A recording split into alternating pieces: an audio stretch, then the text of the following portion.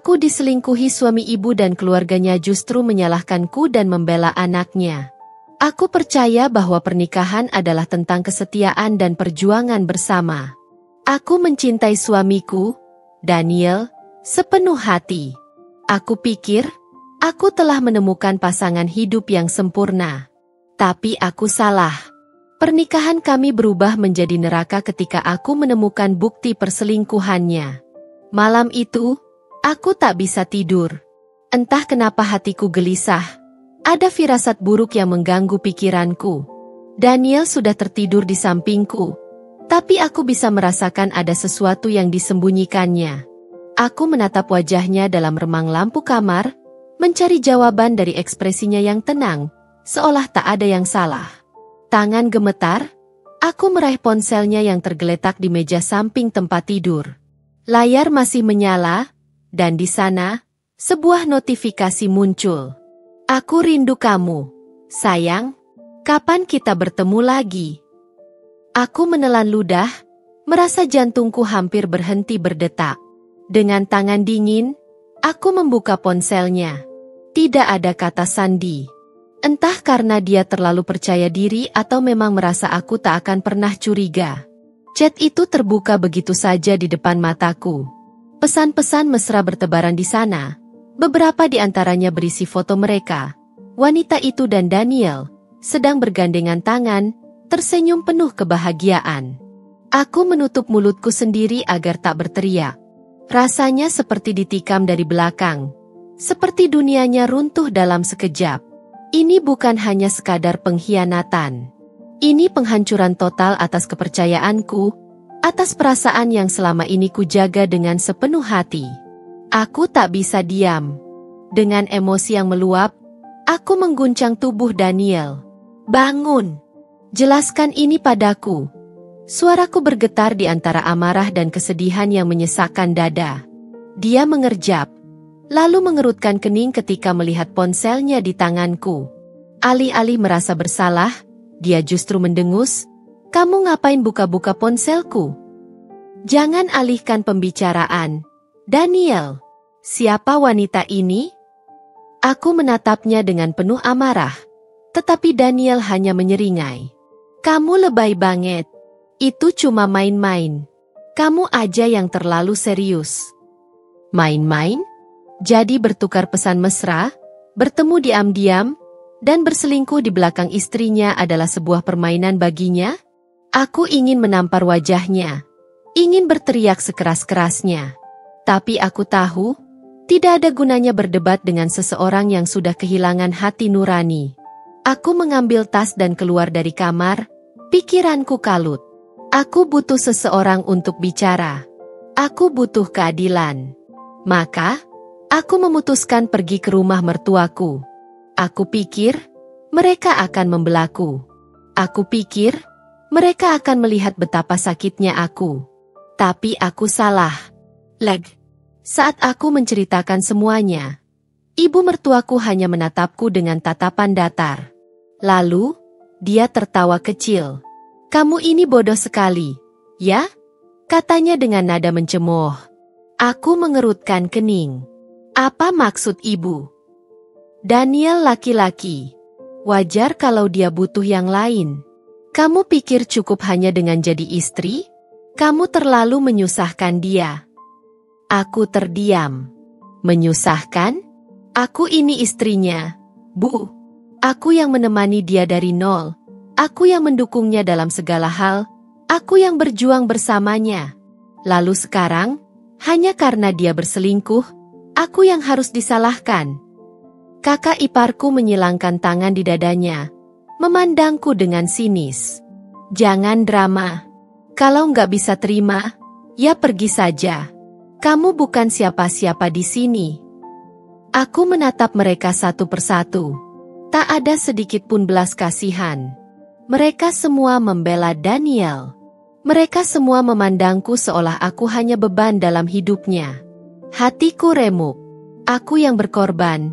Aku yang mencintai dengan tulus. Tapi aku juga yang harus disingkirkan?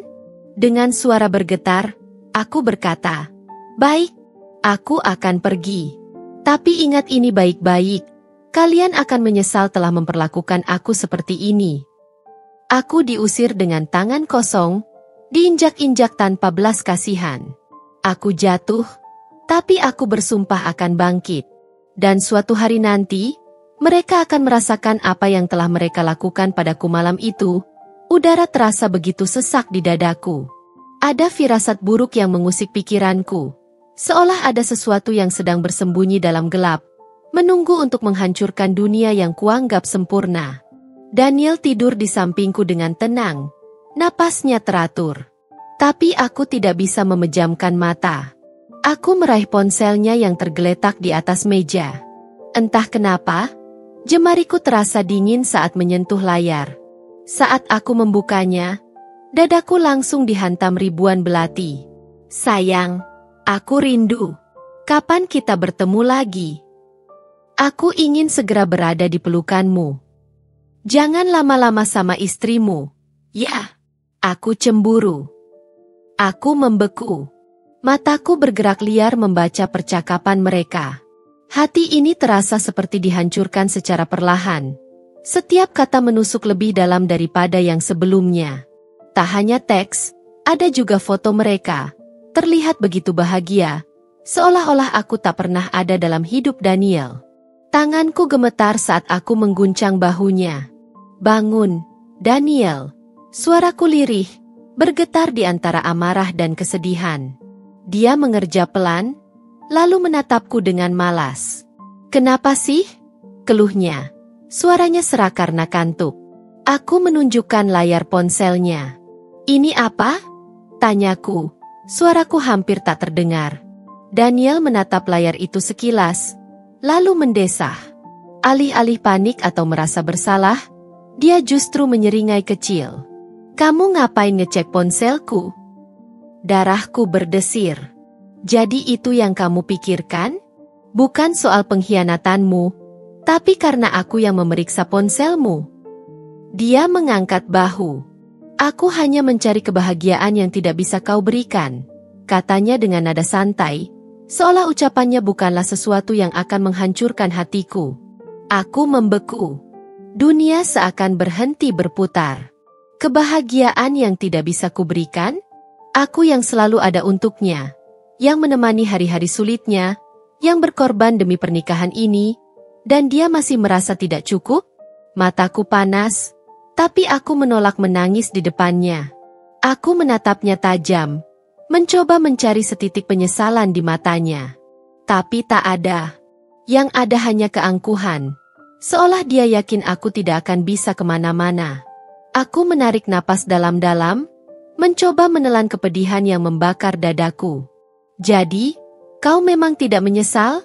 Tanyaku, suaraku bergetar. Daniel justru tertawa kecil.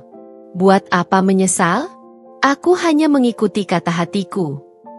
Saat itu juga, sesuatu dalam diriku hancur berkeping-keping. Bukan hanya hatiku, tapi juga kepercayaanku padanya. Pada pernikahan ini, aku ingin berteriak. Aku ingin menampar wajahnya. Tapi aku sadar, aku tidak akan mendapatkan jawaban yang kuinginkan. Jadi aku hanya berdiri di sana, menatapnya dengan mata yang basah. Lalu, dengan suara yang nyaris berbisik, aku berkata, "Kau akan menyesali ini, Daniel." Kemudian, aku berbalik, meninggalkannya dalam keheningan yang kini terasa lebih menyakitkan daripada ribuan teriakan. Mereka akan melihat. Mereka akan menyaksikan dengan mata kepala mereka sendiri bagaimana aku akan bangkit. Aku belum sempat melangkah keluar dari rumah itu ketika tawa sinis terdengar di belakangku. Tawanya begitu tajam, menusuk telingaku seperti pisau yang mengiris perlahan-lahan. Aku berhenti, napasku tertahan di tenggorokan. Aku tahu suara itu. Hah, kasihan sekali. Suara kakak iparku, Rina, terdengar penuh kepuasan. Masih berharap ada yang membelamu di sini. Aku mengatupkan rahangku erat-erat, mencoba menahan diri. Aku sudah cukup menerima hinaan hari ini. Tapi tampaknya mereka belum puas melihatku hancur. Perlahan, aku membalikkan badan, dan di sana Rina berdiri dengan angkuhnya. Wajahnya dipenuhi ejekan, tangannya terlipat di dada, seolah-olah dia sedang menikmati pertunjukan yang sudah lama dinantikannya. Seharusnya kau sadar diri, lanjutnya dengan nada mencemooh. Kau hanya numpang hidup dari uang Daniel. Wanita sepertimu tidak pantas dipertahankan. Jantungku berdetak keras. Tanganku mengepal di sisi tubuhku. Apa maksudmu? Tanyaku pelan, tapi nada suaraku bergetar karena amarah yang kutahan. Rina menyeringai, seolah menikmati setiap detik penghinaan ini.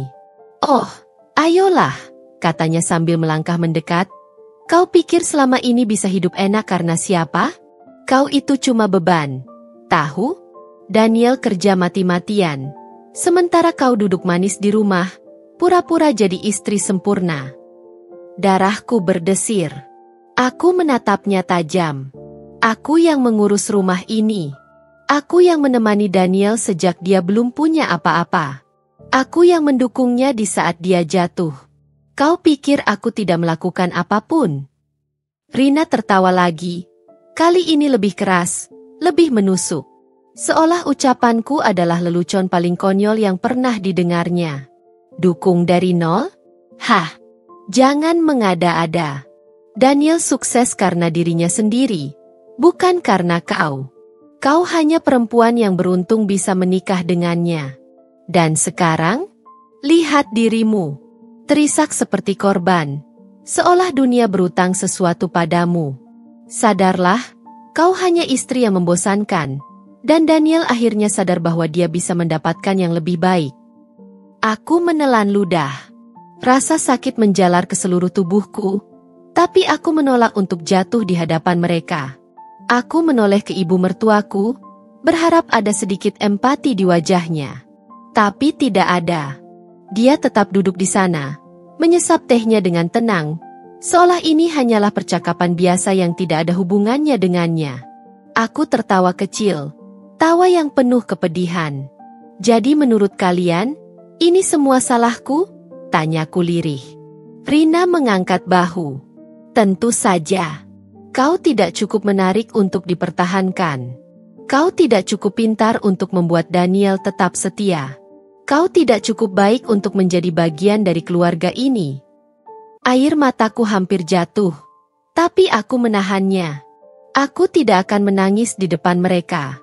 Aku tidak akan memberi mereka kepuasan untuk melihatku hancur lebih dalam. Aku menarik napas dalam-dalam, menegakkan bahuku, dan menatap Rina dengan pandangan yang membuatnya sedikit terkejut. Aku mungkin jatuh sekarang, kataku pelan, tapi penuh kepastian.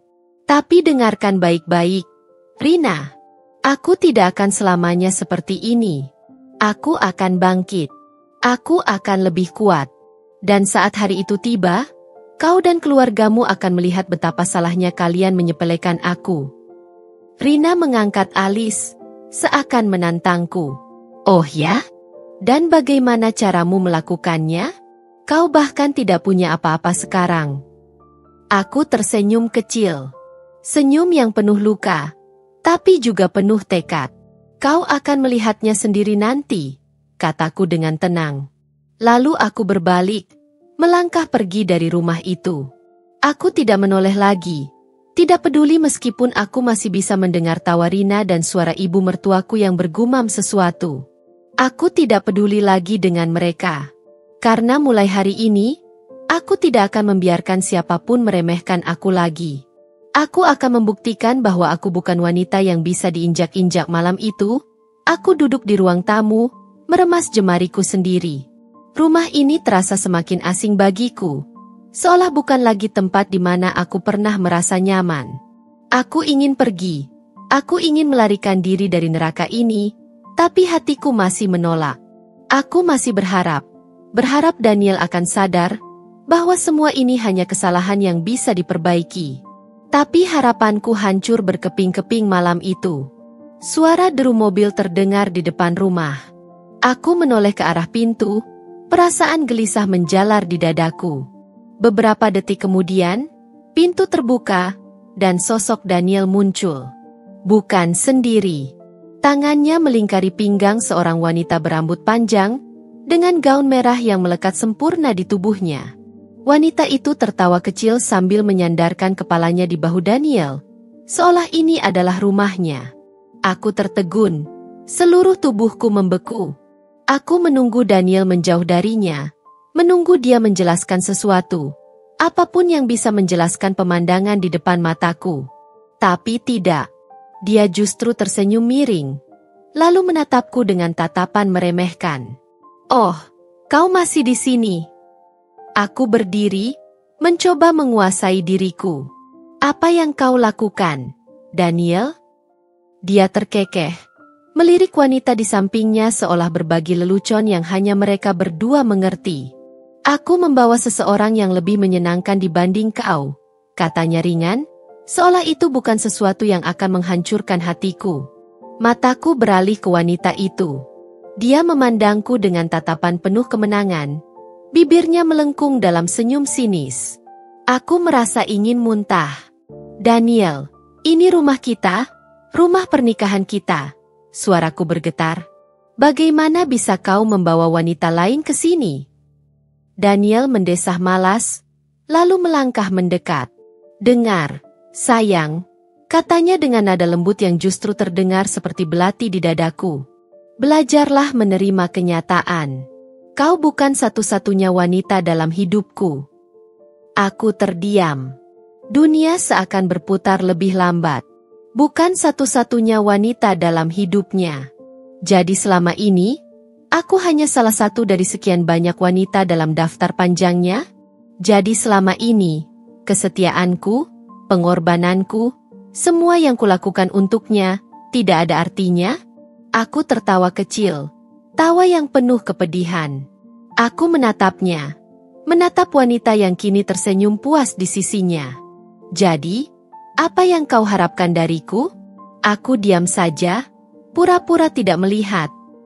Daniel mengangkat bahu. "Itu pilihanmu. Tapi lebih baik kalau kau terbiasa dengan ini. Aku tidak akan mengusirmu. Tapi kalau kau tidak tahan, kau bisa pergi." Kata-kata itu terasa lebih menyakitkan daripada tamparan. Dia tidak lagi melihatku sebagai istri. Aku tidak lebih dari sekadar perabotan rumah tangga yang bisa dibiarkan ada atau dibuang kapan saja. Aku menatapnya lama, mencoba mencari sedikit saja penyesalan di matanya. Tapi tidak ada. Yang ada hanya kesombongan seorang pria yang tahu bahwa aku tidak punya siapa-siapa, tidak punya tempat untuk pergi. Aku bisa mendengar suara Rina dari lantai atas, tertawa kecil. Ibu mertua berjalan melewatiku tanpa menoleh. Seolah aku ini hanya hantu yang tak kasat mata. Mereka semua tahu. Mereka semua membiarkannya. Mereka semua menganggapku tidak lebih dari sampah yang masih menumpang hidup di rumah ini. Aku merasakan air mata menggenang di pelupuk mata, tapi aku menolaknya. Aku tidak akan menangis di sini. Aku tidak akan memberikan mereka kepuasan untuk melihatku hancur lebih dalam. Aku menggenggam jemariku erat, menahan seluruh emosi yang membuncah di dadaku. "Aku mungkin tidak bisa melawanmu sekarang, Daniel." Suaraku lirih, nyaris berbisik. "Tapi ingat baik-baik, akan ada hari di mana aku berdiri di atas kakiku sendiri. Akan ada hari di mana kau akan menyesali setiap hal yang kau lakukan padaku." Daniel terkekeh, lalu melingkarkan tangannya di bahu wanita itu. "Kita lihat saja, sayang." Aku tidak membalasnya. Aku hanya berbalik, melangkah menuju kamarku. Setiap langkah terasa berat, seolah aku berjalan membawa seluruh beban dunia di pundakku. Tapi satu hal yang pasti, aku tidak akan selamanya seperti ini. Aku akan bangkit. Aku akan membuktikan bahwa aku lebih dari sekadar wanita yang bisa diinjak-injak. Hari itu, hujan turun deras. Langit seakan menangis bersamaku, ikut meratapi nasibku yang hancur berkeping-keping. Aku berdiri di depan ruang keluarga, tangan gemetar menggenggam dokumen yang telah kupersiapkan sejak semalam. Daniel duduk santai di sofa, kaki terangkat ke meja, sementara wanita selingkuhannya duduk di sampingnya, menyandarkan kepala di bahunya.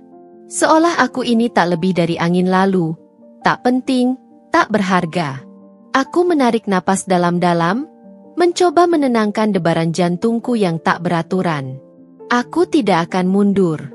Aku sudah memutuskan. Aku ingin bercerai. Ruangan itu hening sejenak. Lalu tawa kecil terdengar. Bukan hanya dari Daniel, tapi juga dari wanita itu dan ibu mertuaku. Aku mengangkat wajah, menatap mereka satu persatu. Ibu mertuaku duduk di kursi yang lebih tinggi, tangan bertaut di pangkuannya, ekspresinya datar tapi sinis. Kau ingin bercerai? Daniel mengulang kata-kataku, seolah itu lelucon. Dan kau pikir aku peduli? Aku mengepalkan tanganku erat-erat. Aku sudah muak dengan ini semua. Aku tidak akan bertahan dengan laki-laki yang mengkhianatiku, yang bahkan tidak punya sedikit pun rasa hormat padaku. Daniel menyeringai, lalu melirik ibu mertuaku. Dengar, Bu. Dia akhirnya sadar juga kalau dia tidak diinginkan di sini. Ibu mertuaku menghela napas panjang. Seharusnya kau sadar lebih awal. Nak, aku sudah lelah melihatmu di rumah ini. Hatiku mencelos. Jadi selama ini, aku tidak pernah dianggap sebagai bagian dari keluarga. Dia tersenyum tipis. Sejak awal, kau hanya beban bagi Daniel. Kau pikir kau layak mendapatkan bagian dari hidupnya? Dia sukses karena dirinya sendiri, bukan karena kau. Aku adalah istrinya. Suaraku meninggi, tidak bisa menahan emosi lagi. Aku menemaninya sejak dia belum punya apa-apa. Aku mendukungnya saat dia jatuh. Dan sekarang kalian ingin membuangku begitu saja. Rina muncul dari arah tangga, menyilangkan tangan di dada. Jadi kau pikir kau berhak atas sesuatu? Kau tidak menghasilkan uang, tidak bekerja, hanya duduk di rumah dan berharap semuanya baik-baik saja. Aku terengah-engah, tidak percaya dengan apa yang kudengar. Aku istri sahnya. Aku punya hak. Daniel berdiri, lalu berjalan mendekat. Matanya menatapku dengan penuh penghinaan. Hak? Kau pikir kau punya hak atas apapun dariku? Dia mendekatkan wajahnya ke arahku. Suaranya merendah tapi penuh ejekan. Dengar baik-baik, sayang. Kau tidak akan mendapatkan apapun dariku. Tidak ada uang, tidak ada rumah, tidak ada kompensasi. Kau ingin pergi? Silakan. Tapi kau pergi dengan tangan kosong. Dunia serasa berhenti berputar. Aku kehilangan kata-kata. Aku berhak atas bagian dari rumah ini. Aku berhak mendapatkan kompensasi dari pernikahan ini. Desisku, mencoba bertahan. Daniel terkekeh, lalu menoleh ke arah ibunya. Bu, bagaimana kalau kita bantu dia keluar? Ibu mertuaku mengangguk kecil. Lalu Rina berjalan ke arahku, wajahnya penuh kebencian. Tanpa peringatan, dia meraih tanganku, menarikku ke arah pintu. Keluar dari rumah ini. Sekarang. Aku berusaha memberontak, tapi Daniel ikut membantu mendorongku. Aku terseret ke depan pintu, kakiku tersandung. Hujan semakin deras, menampar wajahku dengan dinginnya. Aku menoleh ke arah mereka, berharap ada sedikit belas kasihan. Tapi tidak ada. Daniel menatapku dengan dingin. Kau ingin cerai, kan? Nah, sekarang kau bebas. Pergilah. Jangan pernah kembali. Rina menyeringai. Selamat tinggal, bak mantan istri. Dengan dorongan keras, tubuhku terdorong keluar, jatuh ke tanah yang sudah basah. Hujan langsung membasahi tubuhku, membuatku menggigil. Pintu di belakangku tertutup keras. Aku terdiam, merasakan seluruh tubuhku gemetar. Tidak hanya karena dingin, tetapi juga karena kenyataan pahit yang baru saja kuterima. Aku tidak punya apa-apa lagi. Aku telah diusir dari rumahku sendiri, dari hidup yang kubangun dengan susah payah. Aku memandang ke langit, air mata bercampur dengan hujan. Aku jatuh. Aku diinjak-injak. Aku dihancurkan malam pertama setelah aku diusir. Aku menghabiskan waktu di sebuah taman kota yang sepi. Hujan sudah berhenti, tapi dinginnya masih menusuk hingga ke tulang. Aku duduk di bangku kayu yang basah, memeluk tubuhku sendiri, mencoba menghangatkan diri dengan cara yang sia-sia. Aku tidak punya uang, tidak punya rumah, tidak punya siapa-siapa. Aku mengeluarkan ponselku, baterainya hampir habis. Tidak ada pesan masuk, tidak ada telepon. Aku menelusuri daftar kontak, mencari satu nama yang mungkin bisa membantuku. Tapi siapa? Teman-teman yang dulu ada di sekitarku semuanya adalah teman Daniel juga. Aku tahu betul mereka sudah mendengar versi cerita dari keluarganya. Air mataku jatuh tanpa bisa kutahan lagi. Aku merasa hancur. Aku hampir menyerah. Hari-hari berikutnya tidak lebih baik. Aku berusaha mencari tempat berteduh, tapi tidak ada yang mau menampung wanita asing tanpa uang dan tanpa tujuan. Aku tidur di emperan toko, kadang di halte bus, seringkali terbangun karena dingin atau rasa takut. Lapar menjadi teman sehari-hari. Aku mengais sisa makanan di kantong plastik kecil yang dibuang sembarangan. Aku tak pernah membayangkan akan hidup seperti ini. Dari seorang istri yang dulu tinggal di rumah mewah, kini aku hanyalah bayangan dari diriku yang dulu. Seseorang yang bahkan tidak dihiraukan oleh orang-orang di sekitarnya. Aku pernah berdiri di depan restoran tempat aku dan Daniel dulu sering makan bersama.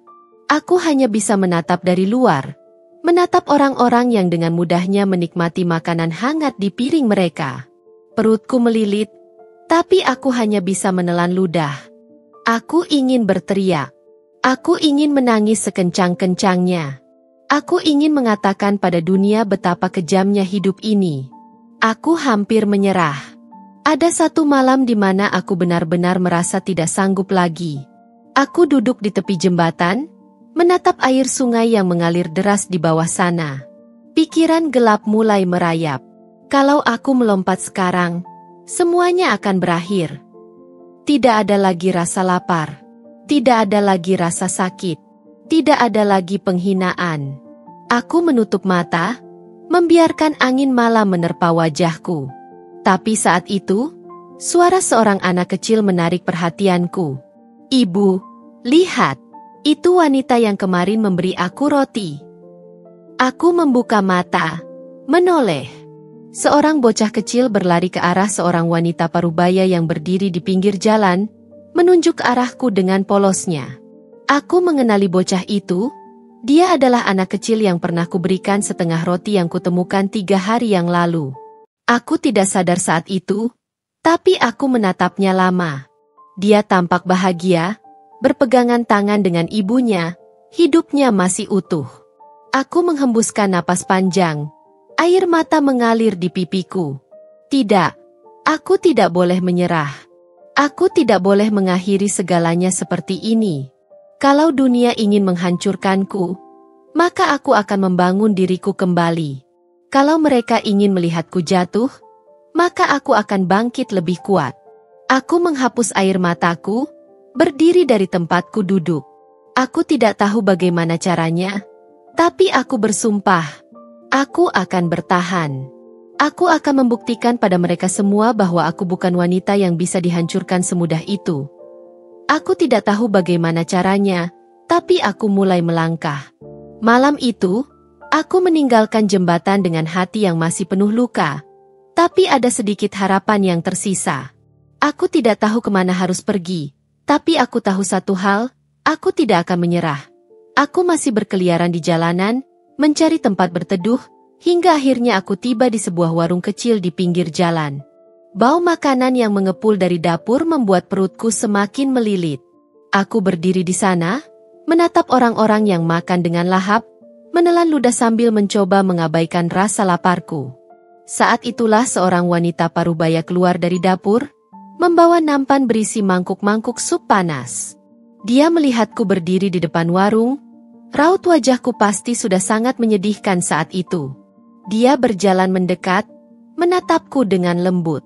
"Kamu lapar, nak?" Aku hanya bisa menunduk, malu, tapi mataku sudah basah.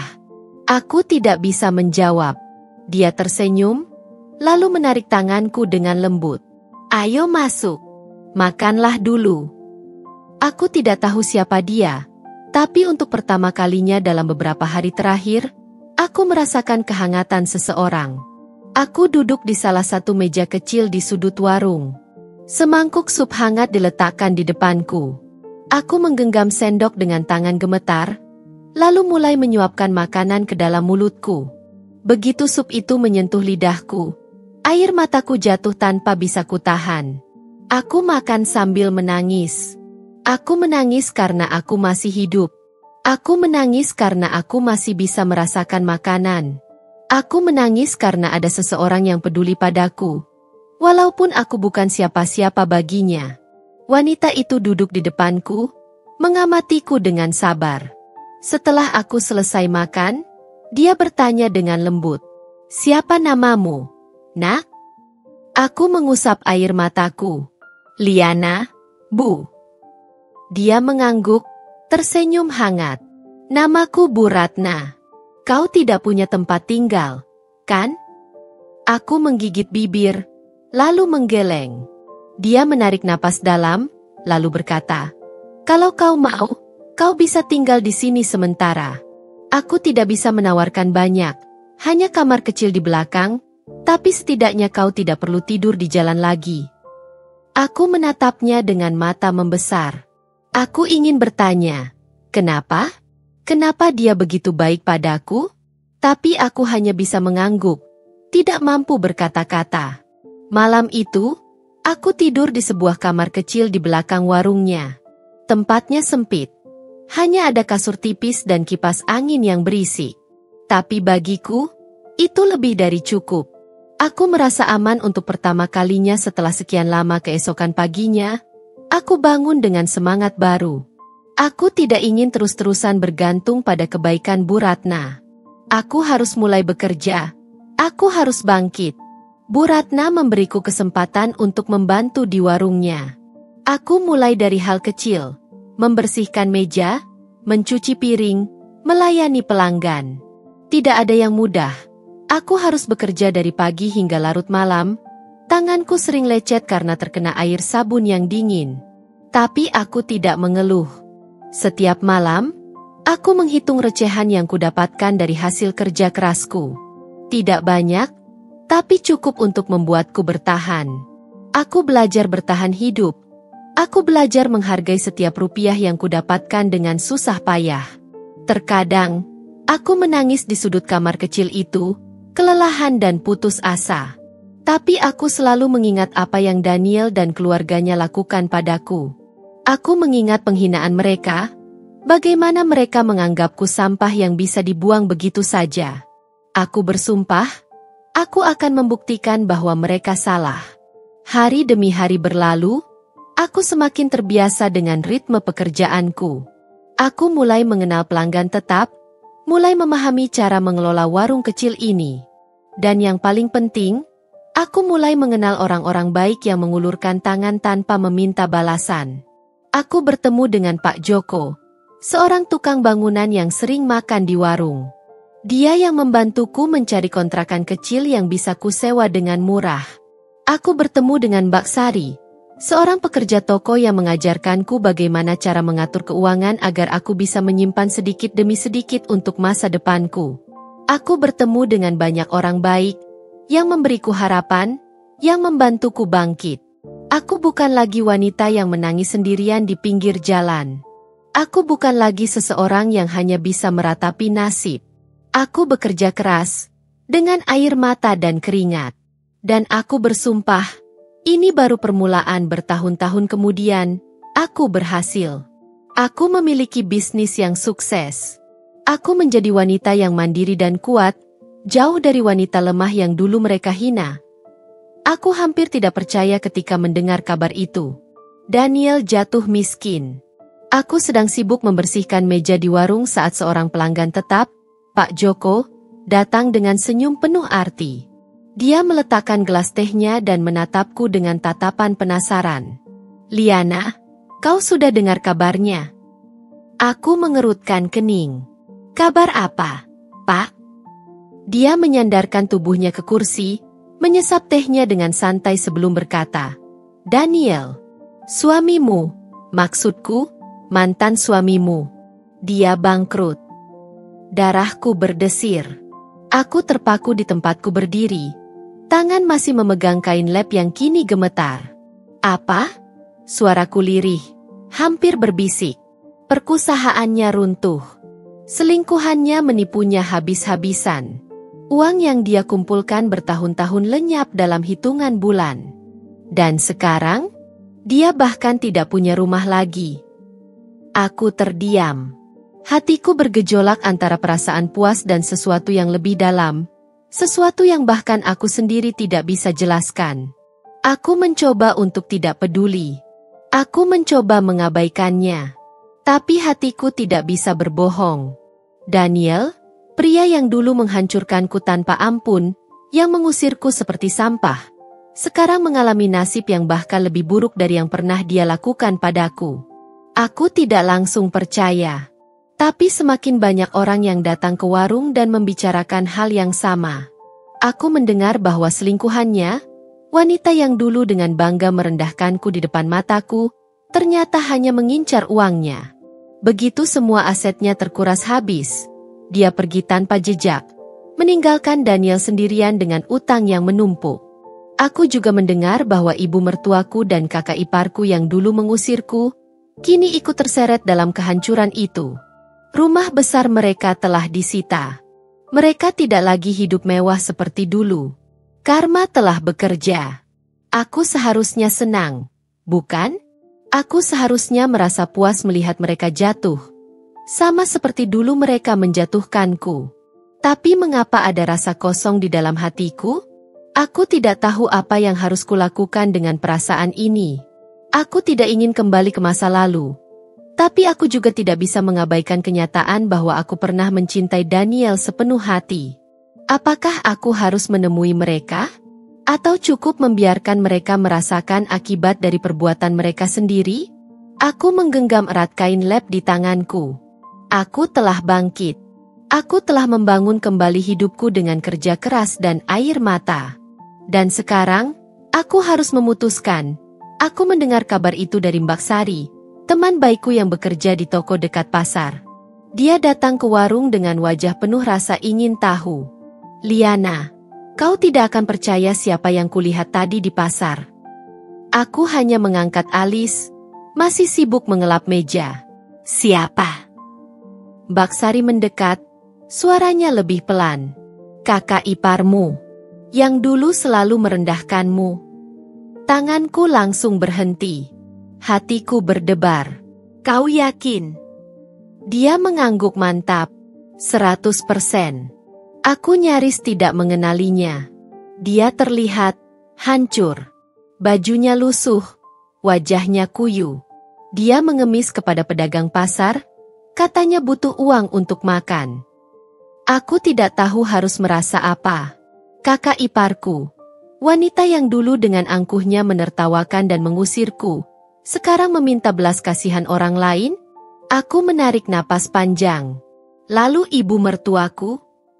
Mbak Sari mendesah pelan. Juga tidak lebih baik. Dia kehilangan segalanya setelah rumah mereka disita. Tidak ada lagi harta. Tidak ada lagi kemewahan. Mereka jatuh miskin, Liana.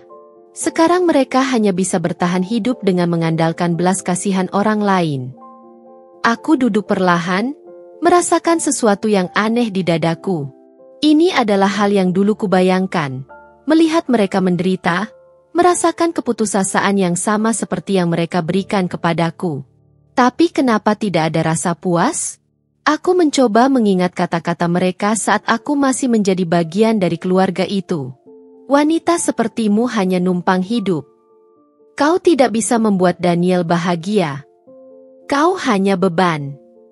Dulu, kata-kata itu menghancurkanku. Tapi sekarang, aku yang berdiri tegak.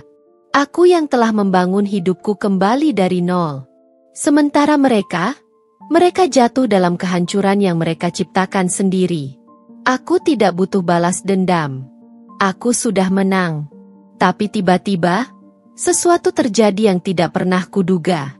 Suatu malam, Warung sudah hampir tutup ketika seorang wanita tua dengan pakaian lusuh masuk dengan langkah gemetar. Aku nyaris tidak mengenalinya. Tapi saat dia mendongak dan mata kami bertemu, dadaku terasa sesak. Ibu mertuaku. Wajahnya lebih tua dari yang kuingat. Kerutan di wajahnya semakin dalam, matanya cekung dan kehilangan kilau kesombongan yang dulu selalu ada. Dia menatapku, bibirnya bergetar seakan ingin mengatakan sesuatu, tapi tak sanggup. Aku berdiri di sana, menatapnya tanpa berkata-kata. Aku tidak tahu apakah aku siap untuk ini. Aku menatap mereka dalam diam. Di hadapanku, ibu mertuaku dan kakak iparku berdiri dengan wajah penuh kepedihan. Mereka tampak begitu berbeda dari terakhir kali aku melihat mereka. Tidak ada lagi pakaian mewah, tidak ada lagi riasan mahal, tidak ada lagi ekspresi angkuh yang dulu selalu melekat di wajah mereka. Mereka tampak hancur. Aku mencoba merasakan sesuatu. Rasa puas, rasa kemenangan, atau bahkan kebencian yang masih tersisa. Tapi yang kurasakan justru kehampaan. Kami tahu kami salah, kata ibu mertuaku dengan suara lirih, hampir berbisik. Kami menyesal. Kami tidak punya siapa-siapa lagi. Tolong bantu kami, Liana. Aku mengingat semuanya. Bagaimana mereka menertawakanku saat aku berusaha membuktikan perselingkuhan Daniel. Bagaimana mereka mengusirku seperti sampah, membiarkanku pergi tanpa uang sepeser pun. Bagaimana mereka berdiri di samping Daniel saat dia membawa wanita lain ke rumah kami, membiarkanku dihina di depan mata mereka. Dan sekarang mereka berdiri di hadapanku, meminta belas kasihan. Aku bisa saja tertawa. Aku bisa saja mengusir mereka seperti mereka dulu mengusirku. Aku bisa membalas dendam dan menikmati penderitaan mereka. Tapi aku bukan mereka. Aku menarik napas panjang. Kalian mengusirku tanpa rasa iba, tanpa peduli kemana aku akan pergi. Kalian membiarkan aku menderita di jalanan. Sekarang, kalian datang padaku dan meminta bantuan. Mereka tertunduk. Tidak ada yang berani menatapku. Kakak iparku yang dulu begitu sombong, kini hanya bisa berbisik. Kami tidak punya pilihan lain, Liana. Kami salah. Kami benar-benar salah. Aku mengepalkan tanganku. Luka di hatiku memang belum sepenuhnya hilang. Tapi aku tahu, aku sudah menang. Aku sudah membuktikan bahwa aku bisa bangkit tanpa mereka. Aku telah membangun kembali hidupku dengan kerja keras, tanpa mengemis, tanpa bergantung pada siapapun. Aku menatap ibu mertuaku yang masih berusaha menahan air matanya. Dia bukan lagi wanita angkuh yang dulu pernah meremehkanku. Aku mengambil napas dalam. Lalu aku berkata dengan suara tegas, aku akan membantu kalian, tapi bukan karena kalian keluargaku. Aku membantu karena aku tahu bagaimana rasanya tidak punya apa-apa. Mereka terkejut. Kakak iparku menatapku dengan mata berkaca-kaca. Kau mau membantu kami? Aku mengangguk. Tapi ingat, aku tidak akan membiarkan kalian menginjak-injakku lagi. Aku bukan Liana yang dulu.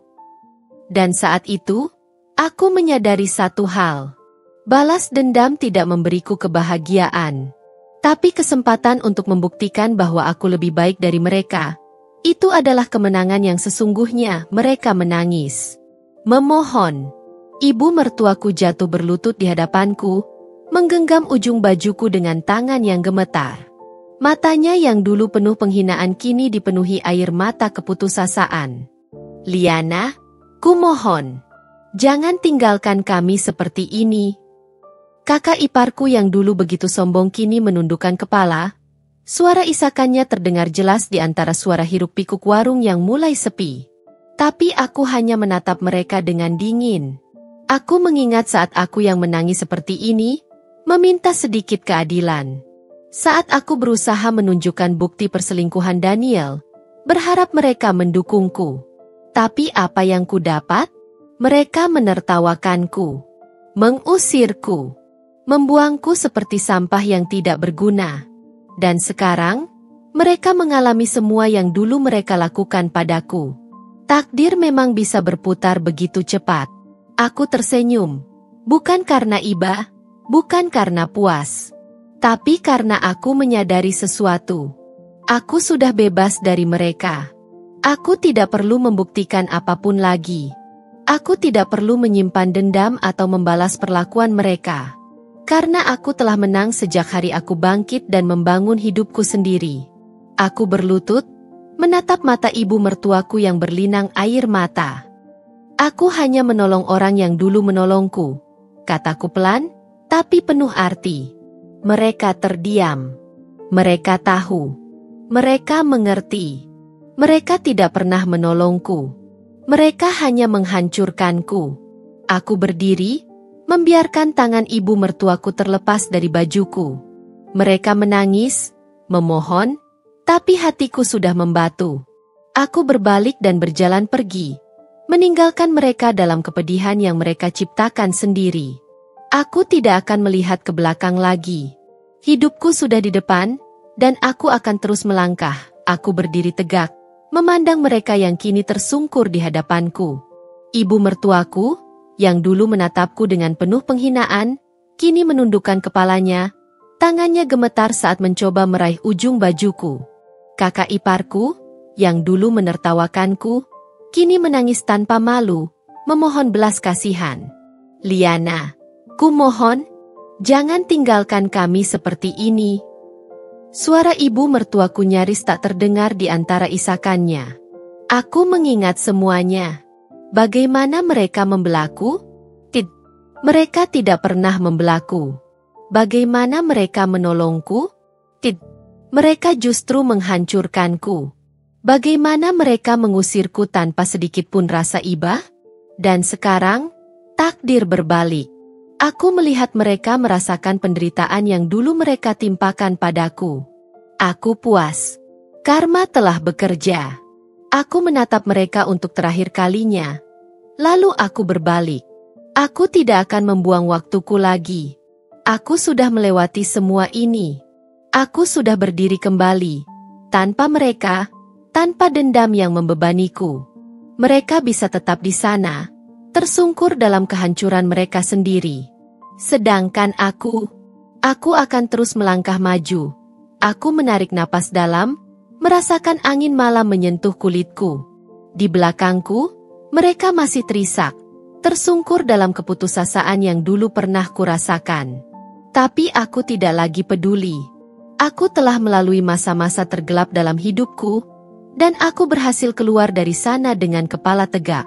Aku tidak lagi menjadi wanita yang lemah, yang bisa mereka injak-injak sesuka hati. Aku telah membuktikan bahwa aku tidak hancur seperti yang mereka harapkan. Dan dendamku, aku tidak membalasnya dengan kebencian, tidak dengan menghancurkan mereka secara langsung. Aku membalasnya dengan menjadi lebih baik, lebih kuat, lebih bahagia tanpa mereka. Takdir telah mengajarkan mereka pelajaran yang tidak akan pernah mereka lupakan. Mereka telah mendapatkan apa yang pantas mereka terima. Dan aku akhirnya benar-benar bebas. Dengan langkah mantap, aku berjalan pergi, meninggalkan masa laluku tanpa sedikit pun keinginan untuk menoleh ke belakang.